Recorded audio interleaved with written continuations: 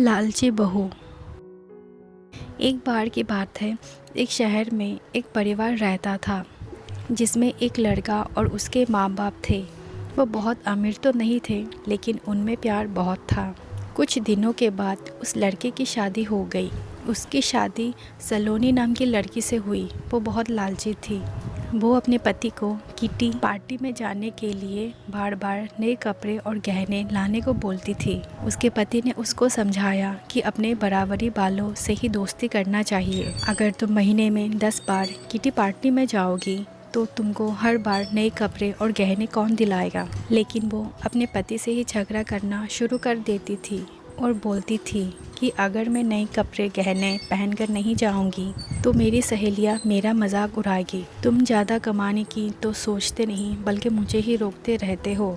इसके बाद वो अपनी सास के पास गई और बोली, माँ जी, आप मुझे अपने गहने दे दीजिए, मुझे किटी पार्टी में पहनकर जाना है। उसकी सास हैरान होकर बोली, हमारे समय में बहू अपनी सास को गहने रखने के लिए देती थी, लेकिन तू मुझसे ही गहने मांग रही है। उसकी इन हरकतों से सारा परिवार दुखी था। एक दिन सलोनी की सहेली शिल्पा घर आई।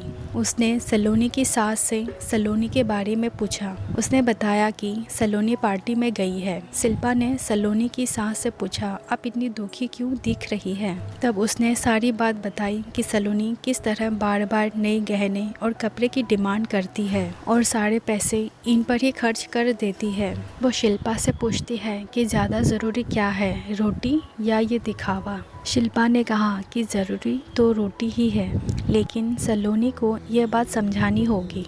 सलोनी की सास ने पूछा, वो कैसे। इसके बाद शिल्पा ने कहा, देखती जाइए। शिल्पा ने अपने जितने भी गहने और नए कपड़े थे सब लाकर सलोनी के घर रख दिए और उनका सारा राशन और फर्नीचर लेकर अपने घर चली गई। जब सलोनी घर आई तो अपने अलमारी में नई गहने और कपड़े देखकर बहुत खुश हुई। इसके बाद वो अपनी सास से बोली, ये किसके हैं। तो उसकी सास बोली, ये सब तेरे हैं, तुझको अब जितना बदल कर पहनना है पहन ले। सलोनी उनमें से नए कपड़े और गहने पहनकर घर में घूमने लगी। कुछ देर के बाद जब वो रसोई में गई तो उसने देखा कि घर का सारा राशन गायब था। राशन के डिब्बों में गहने थे। वो अपनी सास से बोली, ये क्या है, घर का सारा राशन और फर्नीचर कहाँ गया। उसकी सास बोली, वो सब बेचकर ही तेरे लिए नए गहने और कपड़े लेकर आए हैं, अब तू इनको ही बदल बदल कर पहन। सलोनी बोली, लेकिन गहनों से पेट थोड़ी भरेगा, खाना तो खाना ही पड़ेगा। तभी सलोनी की सहेली शिल्पा भी आ गई।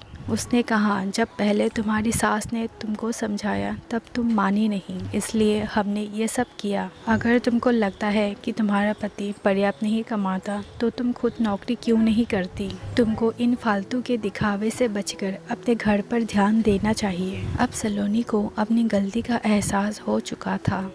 कहानी की सीख, हमें फिजूल खर्ची से बचकर ज़रूरी चीज़ों पर ध्यान देना चाहिए।